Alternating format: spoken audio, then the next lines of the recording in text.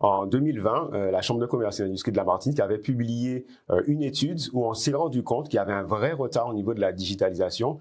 Globalement, 50% des entreprises à cette période n'avaient pas du tout de présence en ligne, donc ni de présence sur les réseaux sociaux, ni de site internet. 60% n'avaient pas de CRM, c'est un outil qui permet de gérer sa base de données clients. Et puis, plus de 70% n'avaient aucune sécurisation des données. Bienvenue sur ma chaîne où je partage sans filtre les erreurs, mais aussi la méthodologie qui m'a permis de passer de solopreneur épuisé à entrepreneur épanoui. Allez, c'est parti, décollage pour un nouvel épisode. Bonjour Monsieur Mondésir Manuel, bienvenue sur notre plateau. Bonjour Géraldine, très heureux d'être là. Nous aussi, nous sommes heureux de vous accueillir. Alors, pouvez-vous vous présenter en quelques mots, expliquer aussi votre parcours? Alors, Awitech, c'est donc ma structure. Awitech, c'est un cabinet de conseil et un centre de formation aux Antilles-Guyane. On accompagne les structures sur leur digitalisation et aussi sur la montée en compétences sur la gestion de la performance. On accompagne aussi des demandeurs d'emploi et des collaborateurs d'entreprise dans la montée en compétences. Aujourd'hui, notre enjeu, c'est de rendre le digital accessible à tous les ultramarins, parce que quand on dit ce mot-là, on se rend compte vraiment qu'on ne sait pas toujours de quoi on parle. Donc moi, ma mission à titre personnel et la mission pour mon entreprise, voilà, c'est de rendre simple les choses. Aujourd'hui, avec l'expérience que vous avez dans l'accompagnement des entreprises dans le digital, vous avez accompagné environ à peu près combien d'entreprises? Alors aujourd'hui, par année, on accompagne entre 1000 et 1500 entreprises, puisqu'on répond à des appels à projets nationaux. Et en fait, moi, ce qui m'a marqué, c'est la vraie évolution post-Covid. En 2020, la Chambre de commerce et d'industrie de la Martinique avait publié une étude où on s'est rendu compte qu'il y avait un vrai retard au niveau de la digitalisation. Globalement, 50% des entreprises à cette période n'avaient pas du tout de présence en ligne, donc ni de présence sur les réseaux sociaux, ni de site internet. 60% n'avaient pas de CRM, c'est un outil qui permet de gérer sa base de données clients. Et puis, plus de 70% n'avaient aucune sécurisation des données et aucun logiciel pour collaborer, pour communiquer entre les collaborateurs. Donc, vous imaginez l'impact que ça a eu pour ces entreprises au moment du Covid. Aujourd'hui, je constate que grâce au Covid, entre guillemets, il y a eu une accélération, mais il y a encore beaucoup à faire et c'est pour ça que nous, on essaye, par les actions auxquelles on répond, notamment au niveau des appels à projets, d'accompagner les structures petit à petit sur les fondamentaux, parce que ces structures, finalement, on leur dit qu'il faut se digitaliser, mais elles ne savent pas à qui faire confiance et elles ne savent pas comment s'y prendre. Quand on a regardé finalement cette étude de la CCI, il y a deux choses qui sortaient. Premièrement, que les études savaient qu'il fallait former les collaborateurs, mais ils ne savaient pas comment s'y prendre et elles n'avaient pas de ressources financières. Et ce qui est vraiment intéressant, c'est qu'aujourd'hui, sur notre territoire Martinique, il y a la possibilité de former, de faire monter en compétences dans le digital et aussi de façon gratuite. Alors, on a fait beaucoup d'émissions jusqu'à présent sur le numérique, le digital, parce que c'est vrai que ça nous tient à cœur que les entreprises vraiment s'insèrent dans cet élan. Mais concrètement, qu'est-ce que ça veut dire aujourd'hui être performant digitalement? Alors déjà, c'est maîtriser quel aspect? Oui, c'est une excellente question. Moi, j'aime bien dire qu'en fait, on va avoir deux réflexes pour le chef d'entreprise. Oui. Le premier réflexe, c'est de se dire, je peux penser au digital quand j'ai envie d'être plus performant. Mais performant, qu'est-ce que ça veut dire? Gagner du temps, gagner de l'argent, gagner en qualité. Donc, je pense finalement que je suis en train de faire quelque chose, mais j'aimerais gagner plus d'argent en faisant cette chose. Je pense que je suis en train de faire quelque chose, mais j'aimerais gagner plus de temps. Ou je pense que je fais cette chose et souvent j'ai des erreurs, j'aimerais m'améliorer en qualité. À ce moment-là, le réflexe, c'est se dire potentiellement le digital va m'aider. On ne sait pas encore comment le faire, mais c'est effectivement à quoi sert le digital. Le digital sert à une autre chose, c'est amener du confort, c'est-à-dire résoudre la pénibilité. Souvent au travail, on va avoir des tâches pénibles et c'est ça la beauté du digital, c'est qu'on va pouvoir automatiser, on va pouvoir rendre plus simple des tâches qui quelquefois sont chronophages ou pénibles à réaliser. Donc déjà, moi, j'aime bien dire ça. Si vous avez l'impression que vous voulez gagner du temps, de l'argent ou gagner pour éviter les erreurs, ou si vous voulez plus de confort, le digital va pouvoir vous aider. Maintenant, comment on rentre dans le digital? Pour moi, les entreprises doivent se faire confiance. Pour beaucoup d'entreprises, le digital, c'est les réseaux sociaux. Oui. Et elles ont raison, parce qu'en Martinique, on se rend compte qu'on est très connecté et que la majorité de la population aujourd'hui utilise WhatsApp, utilise Google, et sur Facebook, sur Instagram. Et c'est un bon levier de commencer à se dire, quand on est une entreprise, comment on fait pour être présent, comment on fait pour créer nos relations avec les clients sur ces plateformes. beaucoup d'entreprises ne savent pas faire. Aujourd'hui, il y a des solutions, on va peut-être en parler tout à l'heure. Et puis, évidemment, les entreprises les plus avancées savent que le digital va permettre aussi de transformer ce qui est à l'intérieur de leur entreprise. Oui, mais comme quoi? Je vais vous donner un exemple. Alors, mon entreprise est assez avancée, mais je vais vous expliquer quand même ce qu'on fait. C'est pas pour effrayer les téléspectateurs, mais pour vous donner des exemples de comment ça transforme une entreprise. Aujourd'hui, quand un client ou un prospect nous appelle, on a déjà ses coordonnées. Comment ça se fait? C'est que ce client est allé sur notre site internet, a rempli des informations, et ces informations transitent directement dans un logiciel qui s'appelle le CRM. À partir de cela, on aura toute la vie du prospect. Donc, on saura quelle page il a consulté. Donc, si par exemple, il a consulté une page de financement, on sait potentiellement que le financement, c'est une problématique pour lui. S'il est allé sur une page de telle formation, puisqu'on a un centre de formation, on sait que cette formation l'intéresse. Quand il va appeler un autre collaborateur, on recommence pas de zéro. Bonjour, comment vous appelez-vous? Non, on a déjà ces informations. D'accord? Après, imaginons que cette personne embarque chez nous. Tout le processus de contractualisation est automatisé.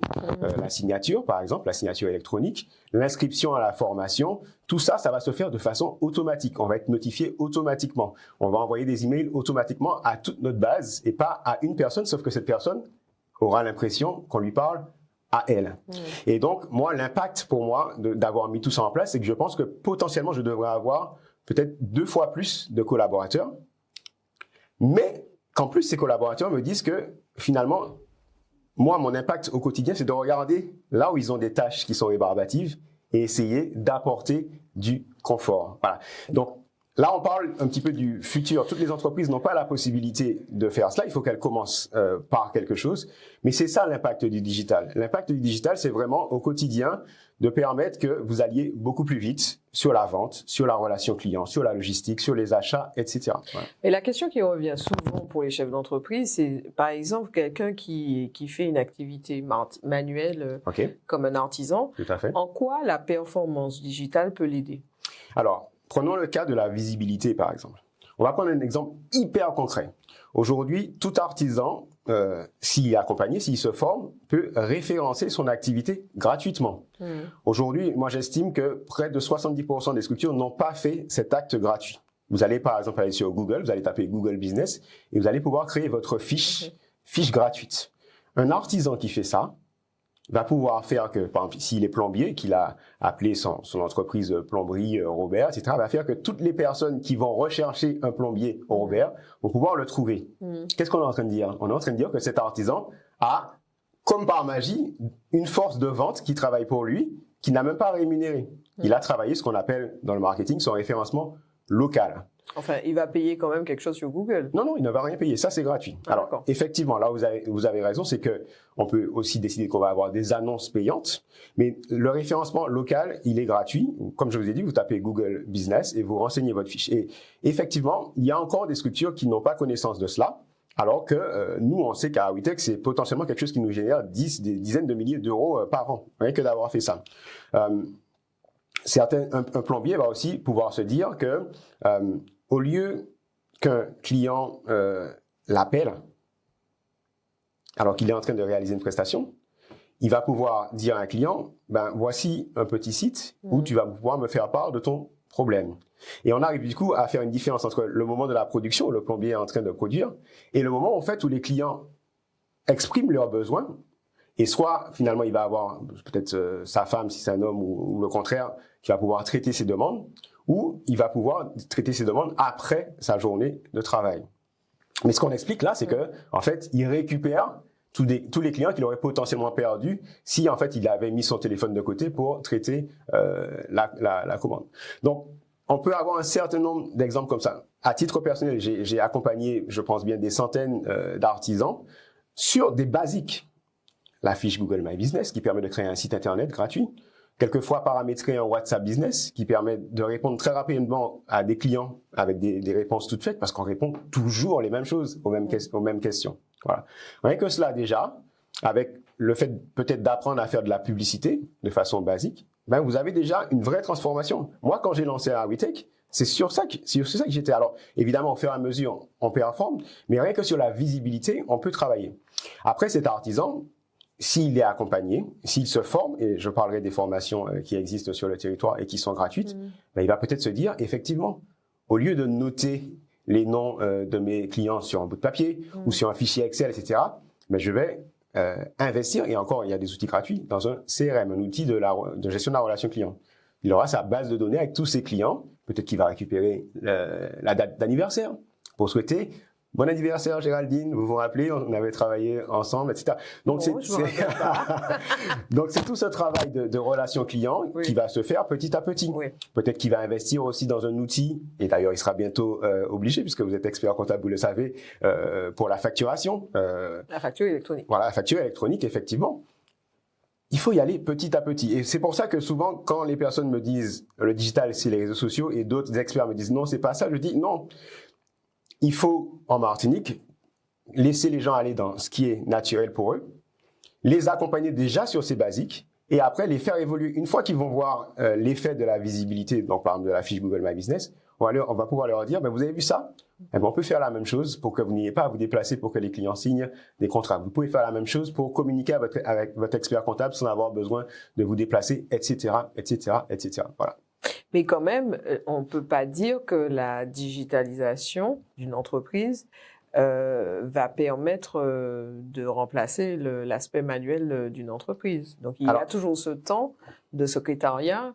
Est-ce que ce temps de secrétariat peut être compressé ou peut être géré? Parce que c'est souvent la problématique en fait des artisans. Et à ce niveau-là, quelle réponse qu'apporte au niveau de la performance digitale quand on parle de performance? Est-ce qu'il y a une réponse? Oui. Alors je pense qu'il y a une réponse. Moi, j'ai essayé de me poser cette question, de me dire comment, alors que j'ai qu'une seule personne pour traiter les demandes clients, j'arrive à traiter la demande, le volume de demande. Et encore, c'est là que c'est passionnant parce qu'on va réfléchir en termes d'innovation. Moi, par exemple, quand un client me contacte, alors je suis pas un plombier, je suis plutôt dans la formation, ce que j'ai trouvé comme astuce, c'est d'avoir fait une vidéo de moi où je réponds au maximum de questions que les gens se posent en général sur une formation. C'est quoi le coût? Est-ce que comment ça va se passer en termes de démarche pour le financement? Quand est-ce que ça va commencer? Qu'est-ce que je vais apprendre? Qu'est-ce que je vais avoir comme certification? Est-ce que ça va me permettre d'augmenter mon salaire, etc., etc. Et ça, c'était des moments qu'on passait au téléphone avec tous les clients. Désormais, ce qu'on fait, c'est qu'on leur envoie au départ cette documentation vidéo.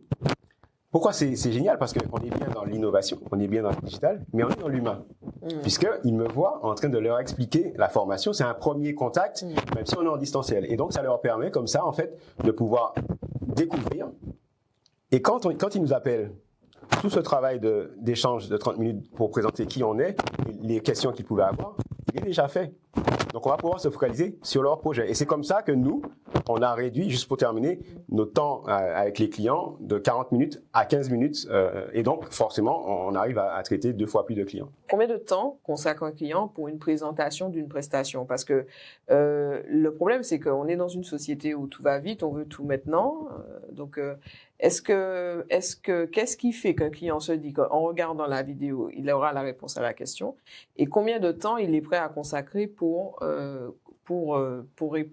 aller vers cette vidéo qui pourrait être un premier pas déjà pour absorber une demande qui est redondante sur les mêmes questions? Alors, cette question, elle est absolument passionnante. Et nous, on a mené, du coup, une étude. On s'est rendu compte que quand on parlait directement à des clients, sans faire ce filtre-là, on faisait perdre du temps à nos potentiels clients et on perdait du temps, nous. Pourquoi? Parce qu'on n'avait pas éduqué les clients. En fait, si un client n'a pas 10 minutes pour regarder votre contenu alors que vous avez la volonté de l'éduquer, vous n'êtes pas en train de faire votre promotion, vous êtes en train de l'éduquer. S'il a pas ces 10 minutes-là, je peux vous assurer que vous allez voir que votre taux de conversion sera mauvais. En gros, ce qu'on dit, et je pense que c'est là qu'on va augmenter le niveau de la qualité professionnelle, et là on dépasse le digital en Martinique, c'est de dire, c'est aussi une relation de confiance. Si je ne peux pas déjà vous éduquer pour vous expliquer quels sont les tenants et aboutissants, voilà, du métier d'expert comptable ou du métier de consultant ou de formateur, on aura un problème. On aura un problème. Et donc, nous, on a constaté que finalement, à chaque fois, et c'est assez fort, à chaque fois qu'on acceptait de passer outre le fait que la personne prenne un petit peu de temps pour comprendre qui on était, pour voir qu'on avait déjà essayé de résoudre la majorité de ces questions, de répondre à la majorité de ces questions, à chaque fois, on se plantait parce que la personne se rendait compte qu'il n'y avait pas le fit. c'est normal que certaines personnes n'aient pas envie de travailler avec Awitech et peut-être que certaines personnes ne sont pas faites pour travailler avec vous aussi. Mais si vous avez répondu aux questions et que vous avez expliqué comment vous allez adresser le problème, mais ça permet aux personnes de se situer. Donc ça, c'est hyper intéressant. Alors effectivement, on peut se dire que c'est un filtre, nous, pour aller chercher les bons clients, ceux qui sont exactement ceux qu'on va pouvoir aider. Voilà. Mais on a fait énormément d'expériences comme ça. L'idée, c'est quoi? C'est que je vais vous parler d'une expérience qu'on a mise en place à Awitech, où on est vraiment dans la logique investissement, retour sur investissement. Moi, dans toutes les choses que je fais, par exemple, quelles sont mes valeurs, comment on répond à un client, par mail, par téléphone, comment on utilise un outil, tout ça, je l'ai documenté en vidéo. Et j'utilise d'ailleurs un outil, donc je le partage avec les téléspectateurs qui nous regardent. C'est un outil qui s'appelle Loom, L-O-O-M, Loom Vidéo. Et ça me permet soit de me filmer moi, en train de parler, ou sinon de filmer mon écran, de faire une capture d'écran vidéo. Alors, les téléspectateurs, ou notamment les entrepreneurs, puisqu'on est dans les rendez-vous des entrepreneurs qui nous regardent, se disent « Wow, mais le temps pour tourner ces vidéos, pour expliquer toutes les choses. » Mais ils ne voient pas forcément le retour sur investissement. Pour nous, c'est incroyable. Et là, j'invite tous les téléspectateurs, notamment entrepreneurs, qui ont déjà recruté à fermer les yeux et se rappeler du moment où ils ont recruté, le temps qu'ils ont passé à accompagner une personne pour qu'elle apprenne le métier, alors qu'elles avaient déjà des choses à faire. Quand on recrute, c'est qu'on a déjà plus la bande passante pour faire les choses. Nous, notre expérience à Awitech, c'est que en ayant mis ça en place, effectivement, au départ, c'était du temps, mais aujourd'hui, on est capable d'accueillir et de former un collaborateur sans être forcément présent avec lui. Et ça, c'est incroyable parce qu'on recrute du coup une personne, 2 personnes, 3 personnes par an et en fait on utilise finalement cette base de connaissances pour non seulement aider les gens à connaître leur métier, non seulement aider les gens à comprendre nos valeurs, mais surtout réussir à avoir du standard, c'est-à-dire que quelle que soit la personne avec qui un client ou un prospect va échanger au sein de l'entreprise, on a du standard, c'est-à-dire qu'on va lui répondre les mêmes choses, on va lui présenter les produits de la même façon, et ça, c'est grâce à cette base documentaire qu'on a mis en place. Petite page de pub, si ce contenu te plaît, vraiment, abonne-toi si ce n'est pas encore le cas, et like le contenu pour que d'autres personnes puissent le découvrir également. Allez, on y retourne. Dans le cadre d'une procédure comme celle-ci, qu'est-ce qui est mieux, l'écrit ou la vidéo? Parce que on peut se retrouver aussi face à des personnes qui, malgré la vidéo ou malgré l'écrit, ont besoin quand même de la chaleur humaine ou de l'explication ou de la présence de quelqu'un. Donc, est-ce que ça, vous avez remarqué que ça peut créer des freins chez certaines personnes? Alors, encore une fois, ce dont on parle aujourd'hui, ce sont des expérimentations et je suis très heureux de partager ça avec les téléspectateurs. Moi, quel est mon retour? Mon retour, c'est que toutes les personnes qu'on a recrutées nous remercient parce qu'elles entrent dans une entreprise où on a pensé leur accueil. C'est ce qu'on appelle en anglais l'onboarding digital. On a pensé leur accueil, on a essayé de penser à tout ce qu'elles auraient besoin de savoir sur les valeurs, mais aussi sur leur métier pour qu'elles soient à l'aise. Maintenant, ça ne veut pas dire qu'on fait disparaître l'humain et que s'il y a des questions, je serai disponible. Mais ça veut dire que je ne vais pas passer 6 heures à côté d'une personne parce que j'ai déjà ce contenu qui est disponible. On va s'arrêter sur les questions, les problématiques. D'accord? Donc, l'idée, c'est pas de déshumaniser complètement la relation. Moi, aujourd'hui, je vais vous dire, quand je recrute quelqu'un et que je suis sûr de cette personne, elle va consommer tout mon contenu, elle va me poser des questions. Et quand on va se voir, on va pas parler très longtemps, en fait, du contenu. On va faire le focus pour savoir si on a les mêmes valeurs. Si on a envie d'aller au même endroit. Voilà. Et on va apprendre à se connaître un peu mieux parce que l'idée aussi, c'est qu'une entreprise, on y passe quand même beaucoup de temps, donc il faut être avec des personnes avec qui on partage des valeurs et une même vision. Voilà. Ça, c'est ma découverte. Alors peut-être que d'autres chefs d'entreprise ou entrepreneurs qui se sont lancés là-dedans ont d'autres retours. Moi, ça a tout changé. Ça a tout changé dans mon approche, si bien qu'aujourd'hui, moi, à mon niveau, dans mes fiches de poste, dans toutes les gens que je recrute, je leur dis, quand vous arrivez, vous avez en fait à votre disposition une base de connaissances, mais sur votre métier, c'est vous qui allez être responsable de la mettre à jour. Donc, pour chaque collaborateur, ils ont un temps de production et un temps de documentation parce que la façon dont on fait les choses évolue et nous, on veut être dans l'innovation, on veut être dans du standard, on veut être dans la qualité et donc, qui, mieux que la personne qui fait le métier, est capable de mettre à jour au fur et à mesure sa documentation. Regardez un petit peu, parce qu'on disait digital performance, mais regardez le bien-être. Souvent, dans les petites structures, une personne qui part en congé, potentiellement, c'est un risque. Qui a la connaissance? qui sait comment faire les choses? Alors là, c'est une autre question de partage. Oui. Donc en fait, la digitalisation permet aux entreprises de partager l'information. Exactement. Parce que le plus souvent, dans le cadre de ces absences, c'est l'absence de partage qui pose problème. Tout à fait. Au-delà même de la connaissance. Exactement. Et moi, j'aime bien. Le partage d'informations. Oui, le partage d'informations. Et j'aime bien dire, c'est pour ça que souvent j'aime bien rassurer les chefs d'entreprise en leur disant, bien sûr, il y a toute une dimension technique au digital, mais le digital, c'est aussi une nouvelle façon de penser. Et le mot partage que vous avez dit, moi, je le trouve vraiment super. Moi, j'utilisais le mot collaboration quand je suis arrivé en Martinique après mon expérience au Brésil. Je disais que c'est ça qui peut faire pour moi la clé de succès d'une entreprise ou pas. Si on arrive à instaurer un environnement de collaboration, où on sait que chacun est maître de son périmètre, mais qu'aujourd'hui, un collaborateur qui a besoin de partir, sait que finalement, son périmètre, quelqu'un peut le faire, peut-être pas à 100% aussi bien que lui, mais à 80% parce qu'il y a de la documentation, parce qu'il y a du partage d'informations, du partage de connaissances. Moi, ça a tout changé. Et aujourd'hui, même si on a une petite structure, je sais que mes collaborateurs partent en congé et moi, j'ai l'esprit serein, ils reviennent. Ça nous permet aussi, quand on commence à avoir de la tension sur un poste, de pouvoir recruter sans se dire que on va devoir prendre du temps à la personne qui est en charge du département pour former parce qu'on a déjà finalement la base de connaissances qui est disponible. Voilà. Chaque personne est à son poste en fonction de son niveau de compétence. Bien sûr. Ça n'écarte pas ce...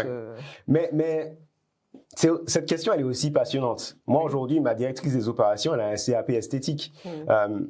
Je reste persuadé que en Martinique, au niveau des ressources humaines, il va y avoir un changement et qu'on va arrêter d'être simplement préoccupé par des compétences et on va comprendre que le savoir-être, c'est finalement ce qui fait la clé. Parce que le jour où on arrive dans une entreprise où tout est documenté, moi, je préfère avoir quelqu'un qui a le savoir-être, qui partage mes valeurs, en qui je vais pouvoir donner ma confiance et qui va apprendre.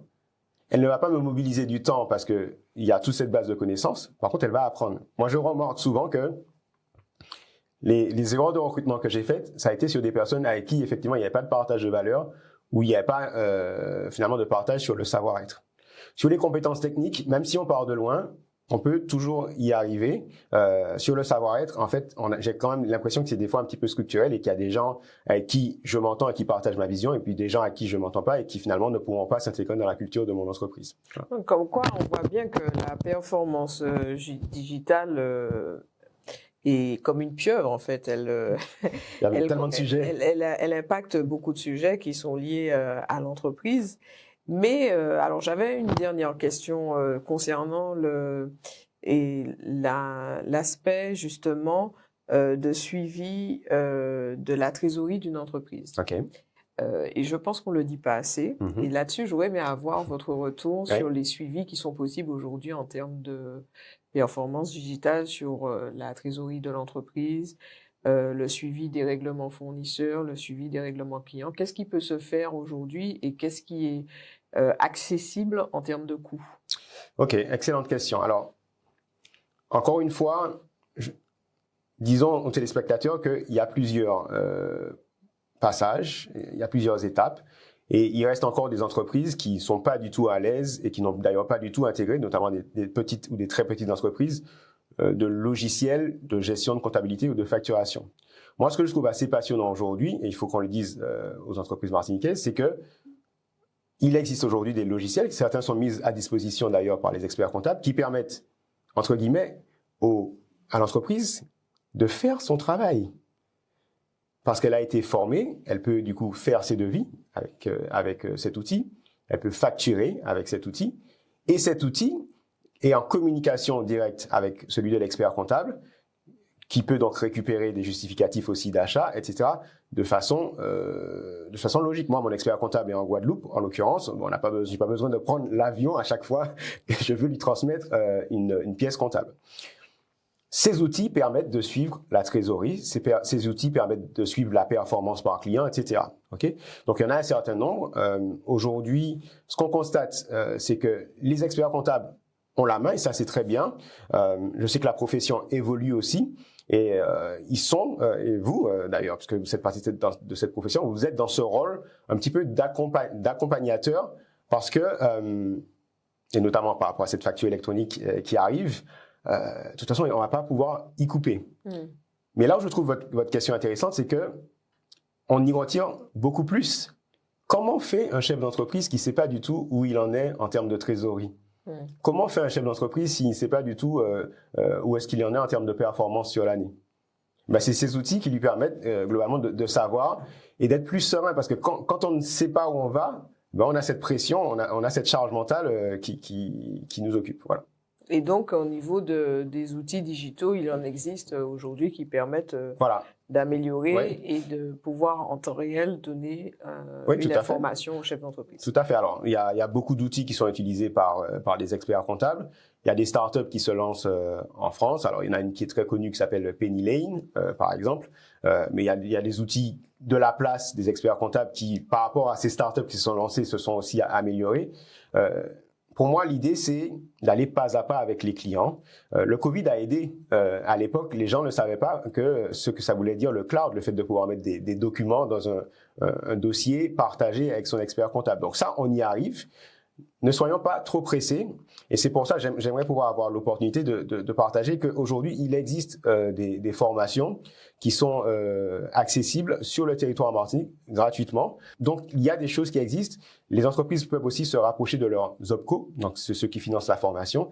Et les OPCO, la plupart des OPCO mettent à disposition ce qu'on appelle le diagnostic RH numérique et qui permettent aussi souvent gratuitement à une entreprise d'avoir un diagnostic sur là où elle en est au niveau du numérique et d'avoir des priorités et des premiers déploiements au niveau du numérique. Donc, il existe des solutions. Souvent, c'est peut-être par méconnaissance.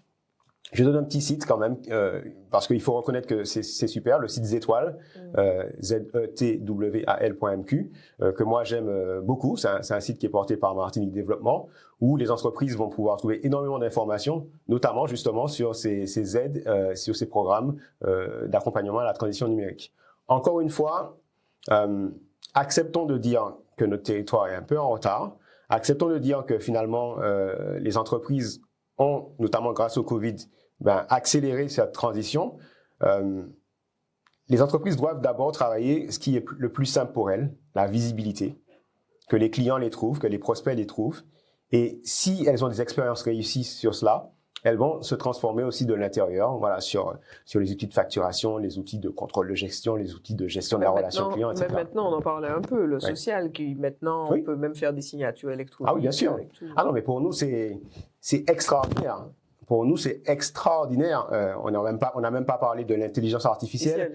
En fait, c'est là qu'il faut faire attention parce que c'est un peu la tarte à la crème, le digital, tout le monde en parle. Moi, je suis vraiment pour qu'on adapte aussi l'accompagnement au niveau de maturité digitale du territoire.